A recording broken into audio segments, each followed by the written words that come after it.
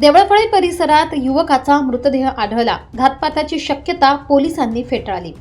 नवापूर शहरातील देवळफळी भागात एका 28 वर्षीय युवकाचा मृतदेह आढळून आल्याने परिसरात काही काळ चिंतेचे वातावरण निर्माण झाले होते.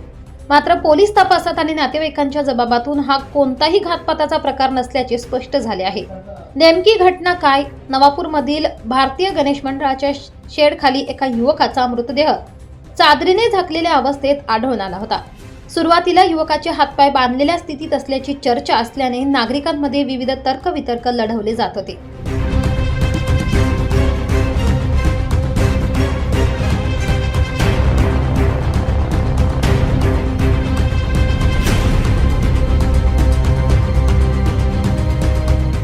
घटनेची माहिती मिळताच पोलीस निरीक्षक अभिषेक पाटील यांनी पथकासह घटनास्थळी धाव घेत पंचनामा केला. तपासाअंती सत्यसमोर दुपारी झालेल्या सखोल तपासाअंती मृताची ओळख पटली आहे. अक्षय रामजी मावची, वय 28 वर्ष, राहणार रंगावली नदी परिसर असे युवकाचे नाव आहे. कौटुंबिक माहिती. नातेवाईकांनी दिलेल्या माहितीनुसार अक्षयला गेल्या काही काळापासून दारूचे व्यसन होते आणि त्याला सतत डोकेदुखीचा तीव्र त्रास जाणवत असे.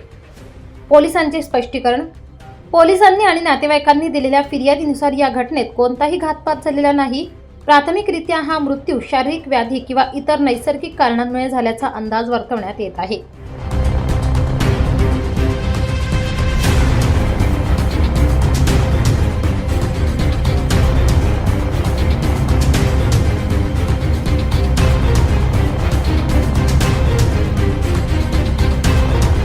NLN news, Navapur.